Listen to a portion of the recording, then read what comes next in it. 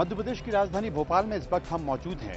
हम मौजूद इसलिए भी हैं कि मध्य प्रदेश का विधानसभा चुनाव चरम पर है और कई नेता अपनी किस्मत आजमा रहे हैं। ऐसे में एक नाम जो अब तक दिल्ली का बड़ा नाम था, सुरेश पचौरी, वो इस बार के विधानसभा चुनाव में चुनाव लड़ रहे हैं। वो भी एक ऐसी सीट से जो काफी प्रसिद्ध रही है। जी हां, भोजपुर सीट, जिसने मध्य प्रदेश को मुख्यमंत्री भी दिया है भारतीय जनता पार्टी के लिए। ऐसे में सुरेश पचौरी इस सीट पर अपनी किस्मत आजमा रहे हैं कई मुद्दों के जरिए। सरकार के खिलाफ तमाम मुद्दे हैं, लेकिन सरकार के अपने दावे हैं। आज हम सुरेश पचौरी के साथ रहेंगे और देखने की कोशिश करेंगे कि वे कौन से मुद्दे हैं जिनके जरिए वो भोजपुर सीट से तमाम बातें कर रहे हैं कि कांग्रेस ये थी और कांग्रेस वो थी। लेकिन वाकई कांग्रेस क्या थी, इस विधानसभा चुनाव में देखेंगे, और उनके काम, उनकी रैलियां और उनके चुनावी रंग भी। तो आज हम हैं सुरेश पचौरी के साथ।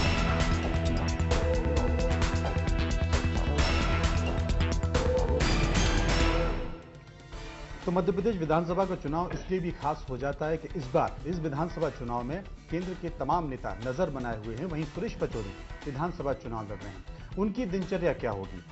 व्यस्त कार्यक्रम और तमाम लोगों से मिलना, जनसभाएं। लेकिन हम उनके साथ सुबह सुबह मौजूद हैं और इस वक्त नाश्ता भी कर रहे हैं। पचौरी जी, आज की दिनचर्या और शुरुआती दौर में लोगों से मिलना और उसके बाद नाश्ता, और फिर क्या कहा जाए?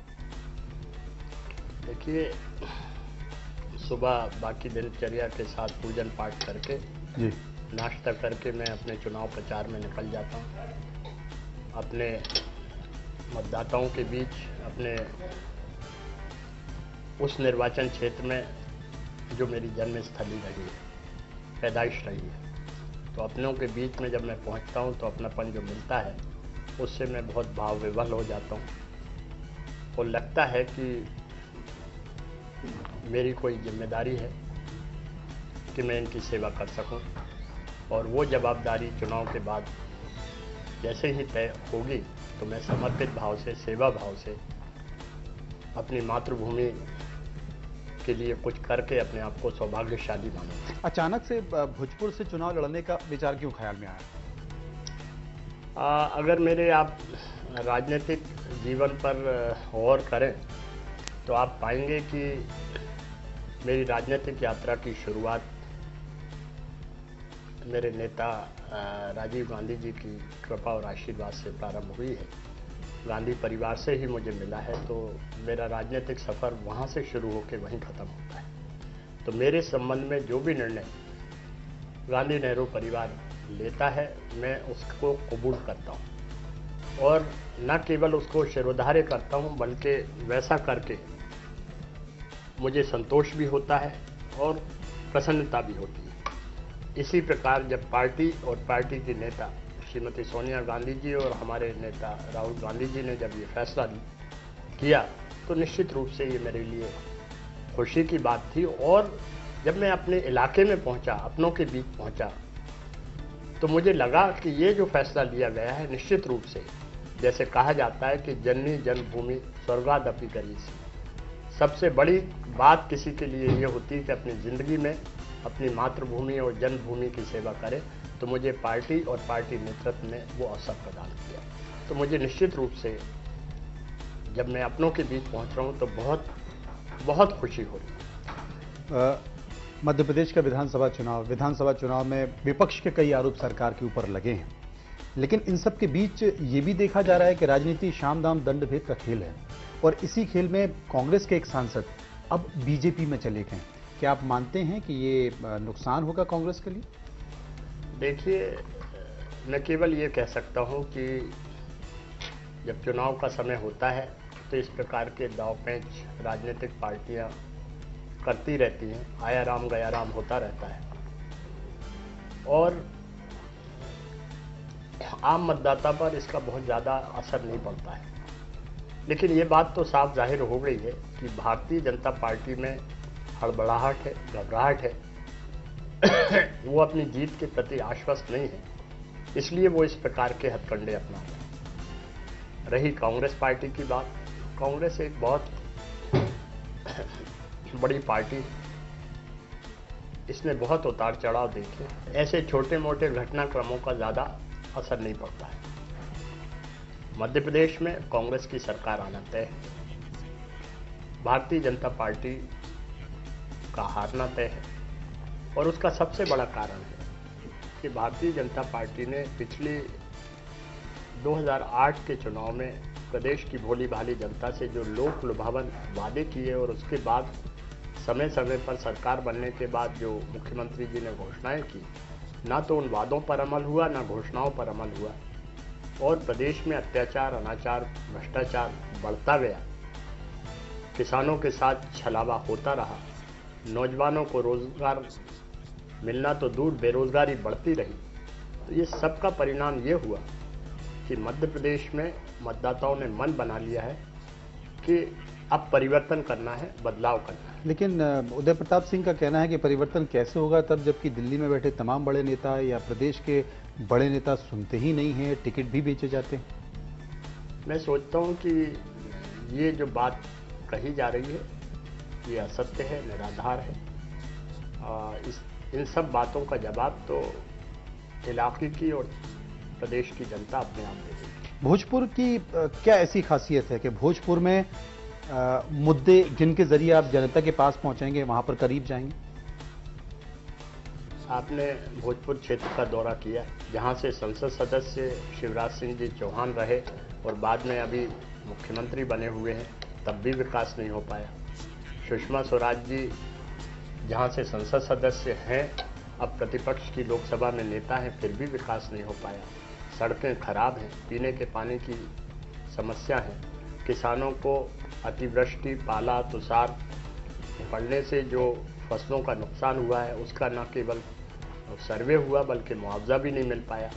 नौजवानों की, उस इलाके के बेरोजगारों की संख्या बढ़ती जा रही है, स्थानीय लोगों को रोजगार नहीं मिल पा रहा है। ये सारी वो बातें हैं जिससे उस इलाके के लोगों ने ये मन बना लिया है कि अब अवसर हमारे अपने घर के बेटे को देना है जो हमारे ही इलाके का है।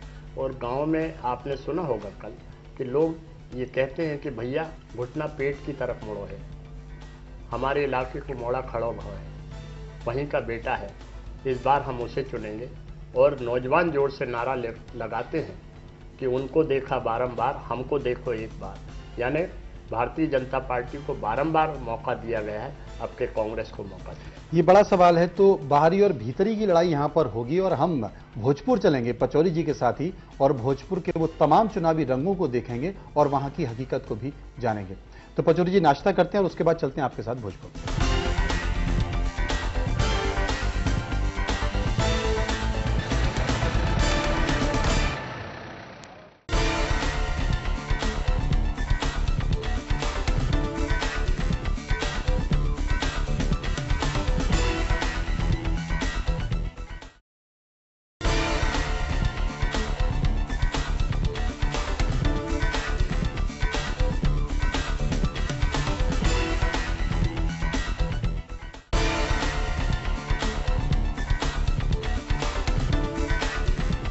कहा जाता है कि जननी जन्मभूमि स्वर्गादपि गरीयसी।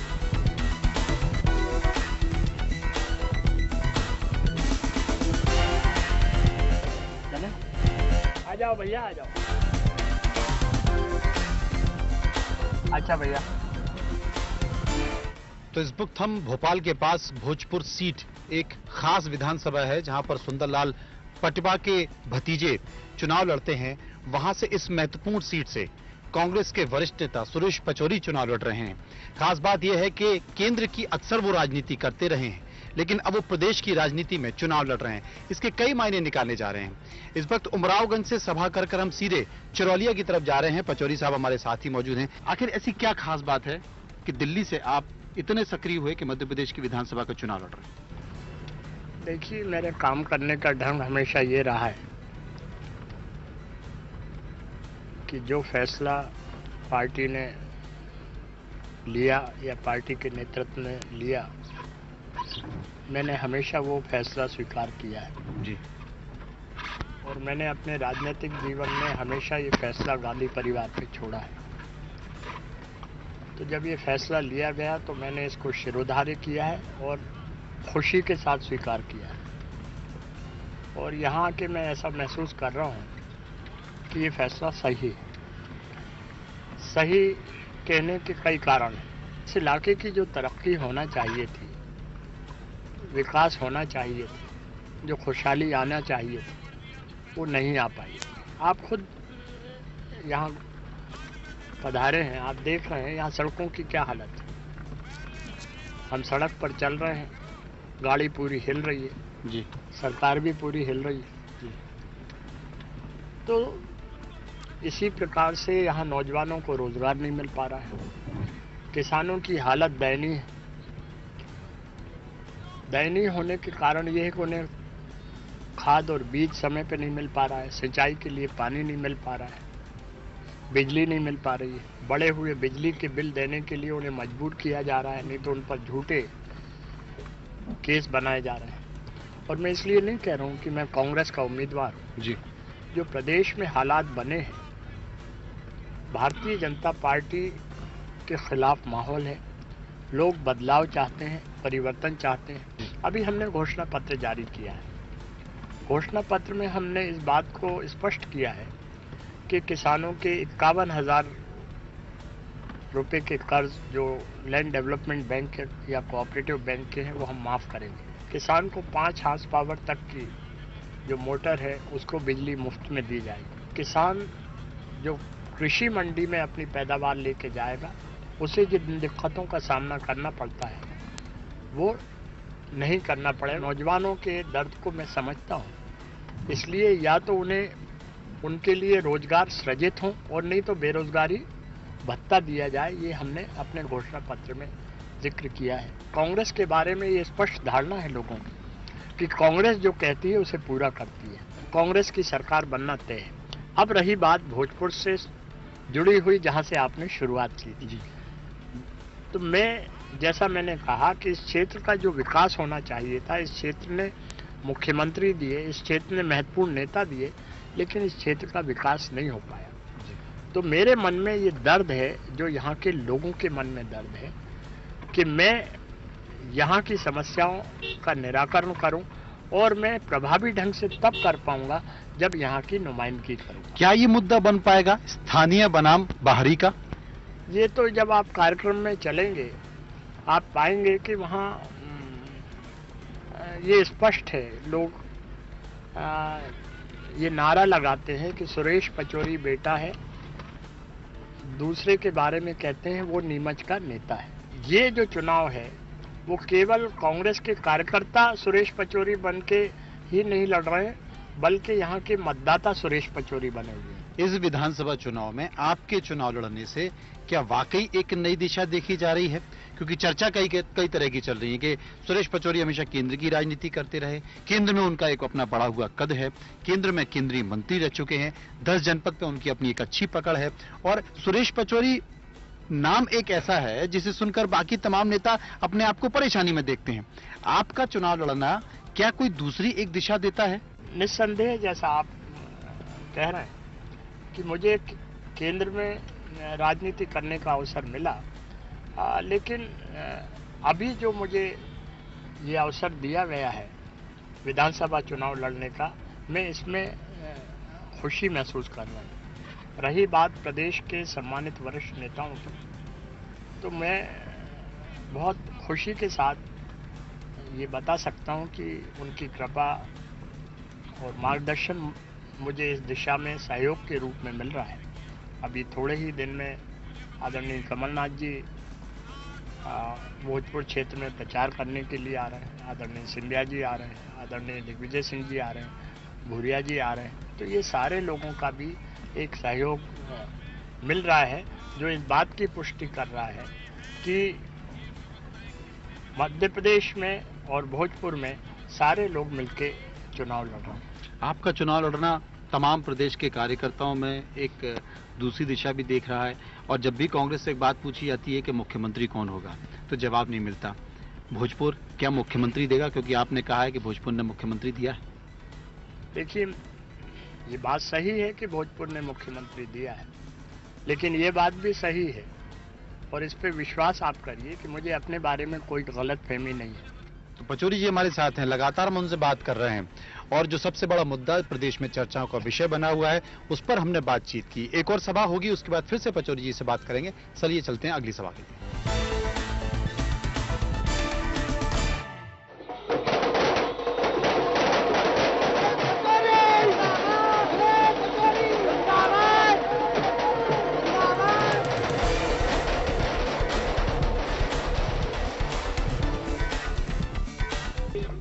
इस गांव से हमारा खून का रिश्ता है। इस इलाके का विकास क्यों नहीं हो पाया अभी तक? कैसे नहीं हुआ? अभी तुम रास्ता देख रहे हैं, देखो खराबी है सब में। पट्टा भी मिल गया, जमीन नहीं मिली। नाम का तुम्हारा? प्यारे लाल। विकास का नहीं है पा रहा, क्या समस्या है इलाके में? अरे अब समस्या का सरकार बना ही नहीं रही तो हम क्या करें? सब बिजली पानी सड़क सब बढ़िया है? सड़क नहीं है, बस बिजली पानी सब है।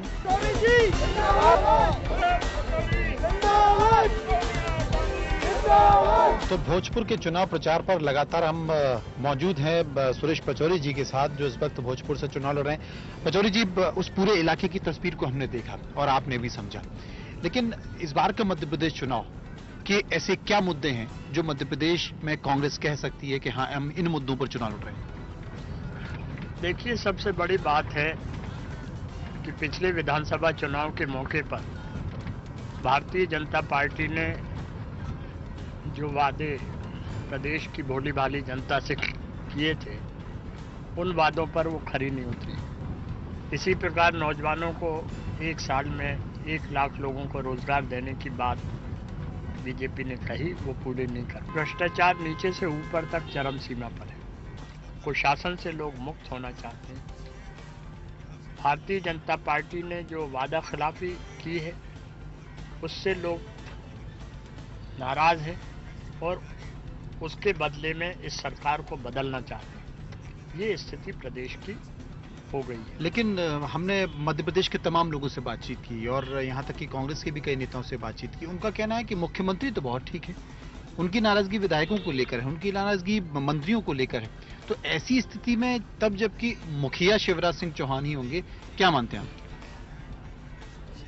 आपकी बात से भी ये साफ है कि लोग नाराज हैं नीचे की कार्यशैली से या मंत्रियों की कार्यशैली से। वहीं ये भी साफ है कि मुखिया तो मुख्यमंत्री है, तो निश्चित रूप से इसकी जिम्मेदारी और जवाबदारी तो मुखिया की भी आती है। बार बार ये कहा जाता है कि चुनाव में मैनेजमेंट बहुत महत्वपूर्ण होता है और ये कहा जा रहा है कि भारतीय जनता पार्टी मैनेजमेंट कर रही है। इसके पहले दिग्विजय सिंह कहते थे कि चुनाव मैनेजमेंट से जीता जाता था। तो क्या अंतर देखते हैं दोनों में? मतदाता अब ये उम्मीद करता है कि उम्मीदवार अब उसके यहाँ दस्तक देने आए। तो मैनेजमेंट जो वर्ड है, ये अपने आप में अगर इसको परिभाषित करेंगे तो इसकी व्याख्या कई मायनों में की जा सकती है। लेकिन polling booth management, publicity management,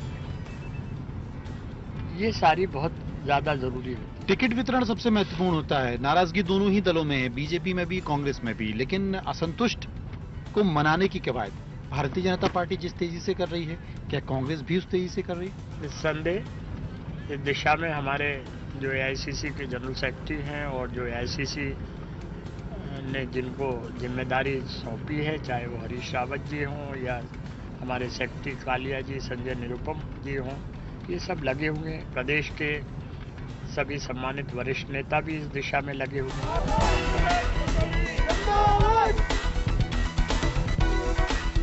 आप और हम भोपाल की काफी महत्वपूर्ण विधानसभा भोजपुर विधानसभा, जो कि रायसेन जिले में आती है, और सबसे खास बात है कि भोपाल से लगी हुई ये विधानसभा है। काफी महत्वपूर्ण चुनाव यहाँ का माना जाता है, क्योंकि एक ऐसी विधानसभा जिसने किया है मुख्यमंत्री और दिल्ली का एक बड़ा नेता, दिल्ली में केंद्र में अपनी खास पकड़ का विधानसभा चुनाव लड़ रहा है। बिजली, पानी, सड़क, स्वास्थ्य, शिक्षा, ये तमाम मुद्दे। लेकिन चुनौती इस बात को लेकर है कि 10 साल की सत्ता का कामकाज और अब कांग्रेस के बाद क्या ये हो पाएगा, तमाम बातें हैं। लेकिन 25 तारीख को इसका फैसला होगा। लेकिन नेताओं का प्रचार जोरों पर है और ये तस्वीर हमने आपको दिखाई भोपाल के पास।